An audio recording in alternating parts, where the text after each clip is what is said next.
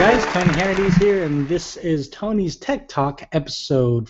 Well, it's a special episode, so we'll leave out the numbers and continue on with that tomorrow.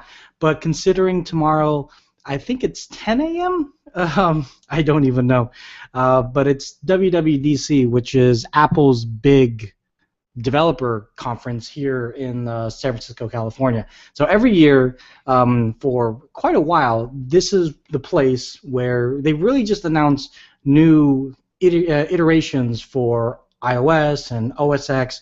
Sometimes they announce hardware, but really the only hardware announcements we've seen in the past, these events have been like maybe the Retina display MacBook Pro and some of the other like MacBooks or Mac Minis. But what happens tomorrow? What's happening in essentially 12 hours from now, Pacific Standard Time? Well, we'll start with the first, like, these are the top 5 that I can predict that they would be announcing. And we'll start with the quick ones. An update to OS X. So as y'all know, I'm not really a Mac person. I respect Mac for what it is, but I don't really have much experience in the Mac ecosystem. Like, I didn't know that there were Mac apps until maybe about a year ago. So that just kind of shows you that I don't really know too much about like what these updates have done. Like, for example, Mavericks. I really don't know what Mavericks did for the general consumer. I know it made things quicker and kind of cooler, and they went away from calling it different cat names. And but in any event, the next update to OS X, based off of what we've seen in like this picture, it looks, there's a picture that The Verge found, or they took essentially, and it looked like the side of a mountain. So they tweeted out, or they wrote an article saying OS X, not Mavericks, but they said OS X Yosemite or OS X Grand Canyon. Like, I don't know what else what other like huge event or other name that Apple would want to go with, considering they're going away from the whole cat theme. But in any case, they're going to announce something in the OS X lineup. So whatever that is, tomorrow is when they're going to announce it. The next thing, which is also kind of a small update, doesn't really need too much mentioning, is an update to Apple Maps. Now, Apple has gotten a lot of flack for their maps, and you know, Google kind of, I'm sure they were chuckling, maybe not so much chuckling, but just rolling on the floor, laughing their ass off. But you know, a lot of people, if you look at the download dates, I mean, a lot of people continue to use Google Maps, and now they're using Waze and all this other stuff. But Apple, you know, they're trying, they're doing their best and doing what they can do, and so there's going to be some sort of update to Apple Maps tomorrow, and that's going to be kind of cool. So we'll see like how that really comes to pass, and if it's going to be on you know, web-based only, or if it's going to be on iOS, and you know, obviously not going to come to Android. I'm just saying like how they're going to roll out the update, if you will.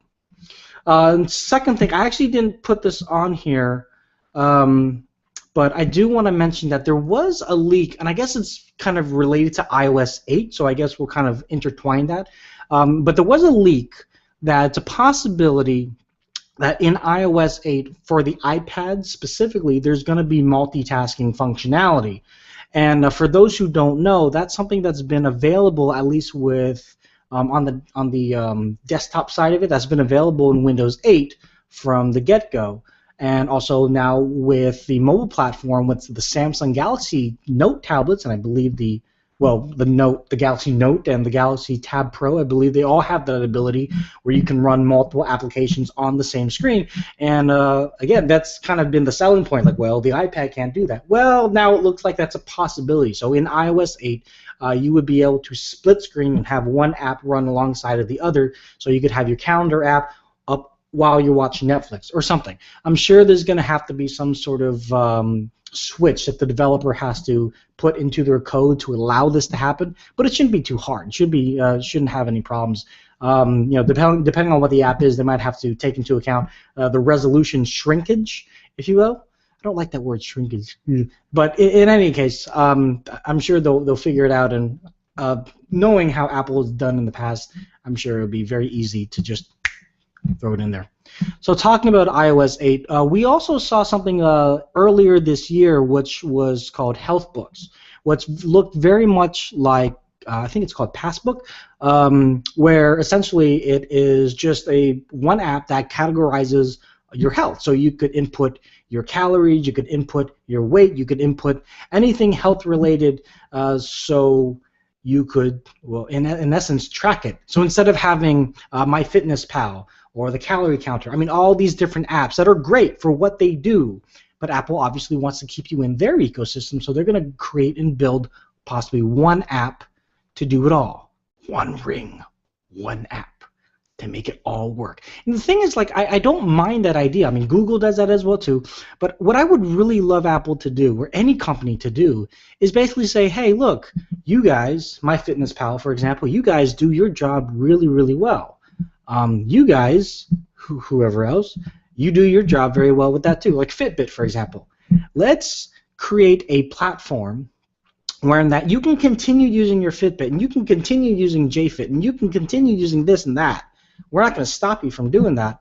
But as long as you're using iOS, instead of going to all these different apps, we'll just have you go into Health Books. And it would all pretty much culminate in there. And for me, that's kind of, in this health and fitness world, we're tracking every little thing. That would kind of be the Valhalla of it all. I mean, that would just make it so much easier. And there are some people that say, well, I don't know if I want to do that, because not only am I giving my information to JFit, but I'm also giving it to Apple. And the reason why I'm with Apple, like they care about my privacy a little bit more than other companies like Google. You know, so that I don't, now they're becoming like, you know, they're trying to get all my information. Like, well, you got to take the good with the bad, you know, depending on what you want, depending on, you know, I'm sure if that does come to fruition, if it is more of a platform, more of a portal, then maybe like JFit or the Fitbit would say, do you want to use Health Books with this app? And you can say yes or no. So it would be up to you. And I think the options are very, very important to use. Not too many options, you know. Too many options is Windows Vista. And with all due respect to the developers who worked on that, it's just too much. You know, you just too many clickage, and clickage sounds weird too. But it's too many clicks, and you know, you definitely don't want that. It's a bad user interface and bad user experience. So, in any case, continuing with the iOS 8 kind of talk. Yeah, there's possibly going to be some sort of update to Siri. So Siri right now doesn't really communicate with apps. Like, it communicates with apps that it partners with. Like, I think one of them is OpenTable. So like with Siri, you can say, you know, where's the nearest Italian place, and can I make a reservation? And as long as you have OpenTable installed, I think, or maybe you don't have to have it installed. I don't know. I just know OpenTable is like integrated somehow with Siri, and it's cool. But it's like limited apps. And so we've heard there's going to be some more integration, like Shazam possibly would be integrated. Now, I don't think that this means that they're going to buy Shazam, just like Apple didn't buy Facebook, they didn't buy Twitter, they just have it all integrated. So that's going to be kind of cool. I know I kind of poked fun at it on my Mobile Lounge show, and I said, what's the point? Just download the app, because sometimes the app itself has a lot more capability and usability than just integrating it within Siri. But sometimes, you know, people just don't want to take that extra step. They just want the convenience, so that's cool. I guess just how like Google Now does it, right? So with that also being said, you know, possibly some more handshaking with other apps. So take into account Spotify. So you could say, hey Siri, make me a metalhead playlist on Spotify. And it would know exactly what you're talking about. Right now, if you tell that to Siri, it'd say, I'm searching the internet for making a metalhead playlist. Like, I don't need that. I want you to do the work for me. So yeah. Well, that's cool. So that's possibly going to be coming out in iOS 8. And for those of you who aren't sure if iOS 8 is going to be announced, let me just put this out there for you. This was actually found at, and if you're watching this after the fact, I know you know this, but this was found at WWDC. This is a picture of, so that's an 8. What else could it mean?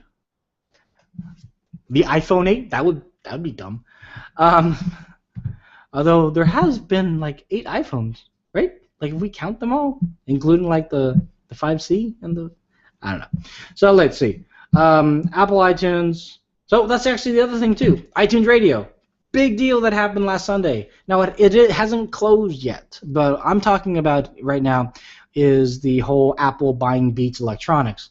Again, not so much for the headphones, but more so for the streaming, and we'll probably all the already I guess relationships that Jimmy Iovine has with all the other music moguls in the industry. You just take Jimmy, and he just opens up the doors to everything that you could ever imagine. So, it's pretty easy to book a gig for Apple. I think Foo Fighters did it one year. I definitely know U2 did something with Apple for a little bit. But Jimmy, like, hey Jimmy, who do you want to do that? Come out to do something with us next week. Release a new product with us next week. So that'd be kind of cool. But going back to something that you and I would use, Apple, iTunes, Radio, and Beats Music. Now here's the thing: they're not shutting down either one. They're going to continue using them, which ipso facto means that when the deal closes, Apple is going to have an Android app by default, which I think is funny. Anyways, I think this is going to kind of show, Apple what direction they need to go. Because here's the thing: Beats Music only has like 250,000 users, like not even millions. Like they're really, really small. I'm talking like paid users, and a lot of other people that use iTunes Radio. I don't know if this statistic is completely true or not, but I heard that more people are using the iTunes Match versus actually using the iTunes Radio. So that's interesting. So it's going to be interesting to see like how they kind of talk about the I guess the cannibalization of these two products that they both own, that they or in the future will both own, and how it's going to work under the same umbrella that is Apple. So that's going to be an interesting thing to see. With the whole iTunes thing and Beats, and everybody in the audience gets free Beats, yay! And you're gonna throw them out the window because Beats headphones are mediocre at best. So it is the truth. Okay. Last thing that I want to mention is the smart home technology. So I mentioned that there's possibly going to be some sort of platform for like your health apps, which I think would be cool. Because right now you could put all your health apps in one folder, but it's not really the same as integration and like really baking it into the operating system. So that would be cool if they did that. But it would also be cool if they did that and embraced smart home technology. And one of the things that that have been talked about is that there's going to be some sort of like third-party smart home technology. Not so much that Apple is going to make smart home stuff, more so that they're going to certify third-party smart home stuff. So just like how you get MFI certification, so our friends over at Unbalbin, Fuse Chicken, they had to get MFI certification for their Unbalbin and also their Togo dock, or To-Go dock? No, it's Togo dock. And yeah, it's expensive, but once you get that, made for iPhone, made for iPad, that little sticker, that means a lot. That really shows that you as a I guess a manufacturer took the extra step to get it certified. And some people they want that validation, and so now you're gonna go and buy a Philips Hue system or maybe the LifeX system. They say they work with iOS. It works with iOS, but it might not be certified by Apple. So now the fact that it's certified by Apple, and possibly there's again going to be some sort of platform for you to just integrate your Philips Hue with your LifeX, with your Honeywell, with your this, with your that, with your Nest, with whatever you want to talk to on your phone. And instead of going to like 20 different apps to change the lights and everything, you just go to that one app, or again, that one platform, and it does it all for you. That would be awesome. Now here's the thing. You have to buy all this stuff to make it really cool. Because if you only have like one or two bulbs, you're not gonna get the cool factor out of it. It's gonna like you're gonna be like, this is dumb. But you gotta spend the money. Spend them if you want the home automation. Hear me out. Spend the money. Take the time. Put the lights where you want the lights to be. It is worth it. Because if you use it correctly, you don't leave the lights on all day, which is, again, beside the point of home automation. If you use it correctly, not only could you save money, but also the fact that you could possibly say, Siri, turn on my blah, blah, blah. It'll do that with iOS 8 and with this smart home automation. So some of the things that I don't think we'll see tomorrow are this: an Apple TV. Not the little, set-top box, not that. Like an Apple TV, like a physical TV. We're not going to see that. In fact, I don't think we'll ever see that. If you think about it, even Google hasn't well, they kind of have, but like there's no physical Google TV. There's just, again, the set-top box. And well, there's Android TV, but that's Google I/O, and we'll talk about that next week. But yeah, so I don't think we'll ever see an Apple TV or like an iTV, which is weird because iTV is a TV channel in England. I think it was Channel 3. I don't remember. But yeah, so we won't see that. We might see some new like MacBooks. I think it'd be kind of cool to see the MacBook Air with Retina display. I know a lot of people have been clamoring for that. And when I bring it up to the Apple guys, just as an average Joe, like, why don't the MacBook Airs have Retina? It's like, oh, it's not powerful enough, or the battery life would suck it out, and like, all right, well, let's see tomorrow. See what happens with that. Maybe a new Mac Mini. I don't know. Is it too soon for that? I mean, the whole Mac Pro with the whole cylinder thing that was announced last year. I mean, if you remember, and Phil Schiller said, "Innovation, my ass." No, I thought it was kind of cool. That was pretty amazing. Did it look like a trash can? Hell yeah, it did. But it's one freaking powerful trash can, I'll tell you that much. So yeah, maybe we'll be wowed with something like that. But I'm still on the fence about an iWatch. I really don't see Apple bowing to general populace in demand at this point in time, because no one knows none of us know what we want. Like Google, for example, we're still up in the air because nothing has been launched from Google. It's all been like this third-party stuff, and literally tidbits here and there about Android Wear. But it's still like notifications on the wrist or in the eye. Is that all we cared about? I mean, is that the future that we have been clamoring for ever since we saw that on Star Trek? Is that what it's come down to? Because if it is, that's cool. That's great. But I think Apple wants something a little bit different, a little bit more sexy, if you will. I mean, we're talking Apple here. So, yeah, I don't think there's an iWatch. Now, does that mean they're not working on an iWatch? Hell yeah, they're working on an iWatch. I mean, shoot, they've been working on an Apple TV for, on and off for many, many years because they can't figure out if it's viable and profitable enough. So, yeah, I still don't think they figured it out at this point. But, yeah, so no TV, no iWatch, no iPhone. I'm sorry. I know some people are saying that, oh, the new iPhone 6 is going to be announced tomorrow. There's all these leaks and stuff like that. I really don't think that these leaks are true. And there's even, I think it was 9to5Mac found someone was doing a projector test at WWDC, and they were testing out, and she showed on screen the next iPhone, and it really did look like all these iPhone 6 mock-ups that we've seen.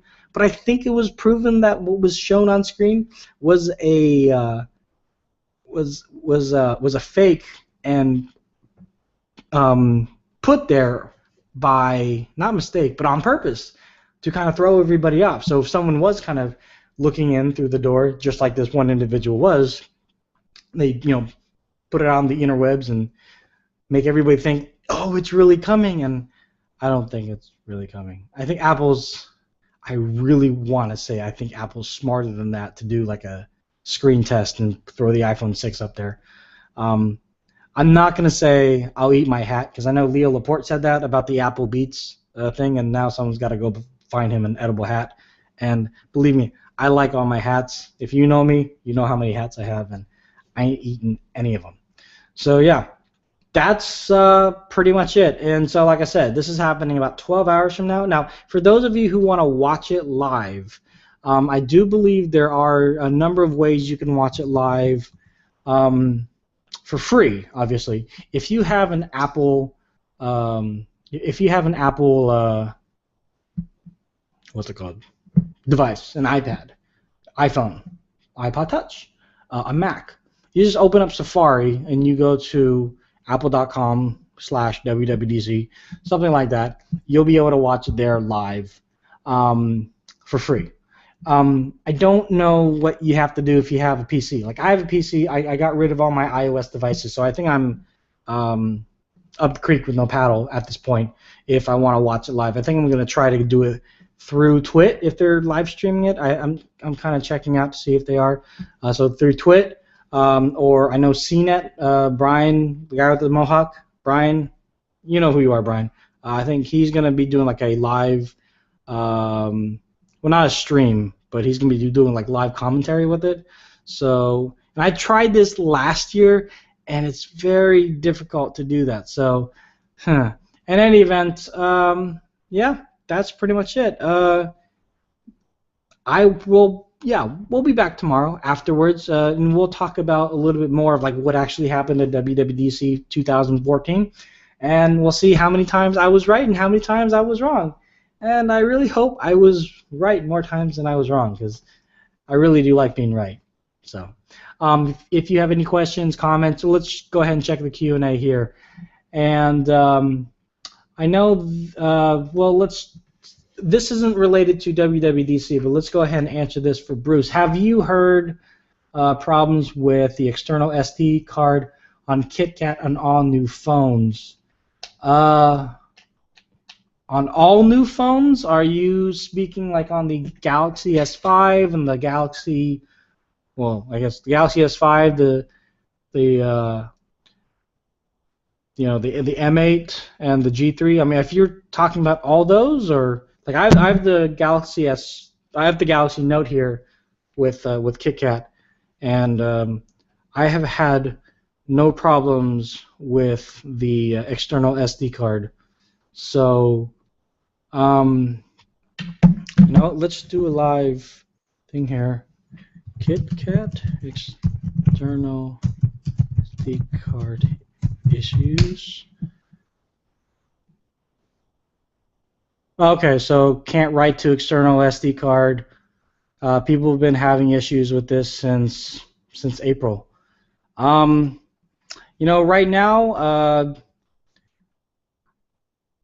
let's see. I found one, Bruce. I found an Android app called KitKat External SD Card Patch.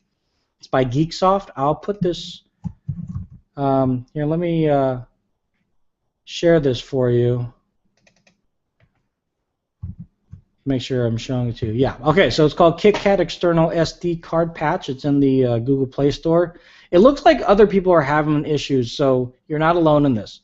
I don't know why I'm not having any issues. I don't want issues, so Google, please don't give me issues. But yeah, for those of you that are having issues writing to your SD card, and if you got KitKat, again, I didn't do any research on this app. This is called KitKat External SD Card Patch. So don't install it, but I would read the description. I mean, the first thing it says, curse you, Google, your KitKat update broke my SD card. But fear not. It looks like they've fixed a lot of these things. Google has modified the default permissions for the SD card on Android KitKat 4.4, which directly caused many of your favorite third-party apps to lose read-write access to external SD card and became useless. So again, I haven't had any of these issues. This app was created on April 4th, 2014. It's got 4.0 out of 5 stars, and the top 4 people have said worked for me. Someone said doesn't work at all. Someone said thank you, and this other guy says thanks to the Googleplex power. You guys amazing. Well, I don't think Google was the one who made this, Mark, so I don't know what you're talking about. Look like it's only 526 kilobits, so try it out. Yeah, I don't know how else to share this with you, but yeah, I would check this out, Bruce. KitKat external SD card patch.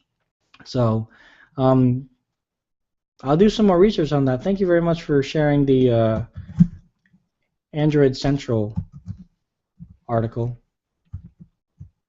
I'll go back and do that. Cool. All right, but back to WWDC. We'll be back tomorrow, probably around the same time. I'm trying to do it a little bit earlier. So, like I said last time, there's not going to be any kind of mobile lounge, but it looks like the relationships that we've been able to create and hold over the last few episodes that I've done, plus just the fact that I've known the crew over at Twit and previous employees of Twit, we might be doing something a little bit more, still Hangouts, but a little bit more higher tech, or at least more guests that have a broader range of experience in technology, podcasting. I'm not going to throw out any names just yet, but all I'm saying is I'm very excited for the future, and I hope you stick around for the ride. So thank you very much for staying with us tonight. We're going to try and get some sleep after a few episodes of anime, and I will talk to you guys later. Take care. Bye.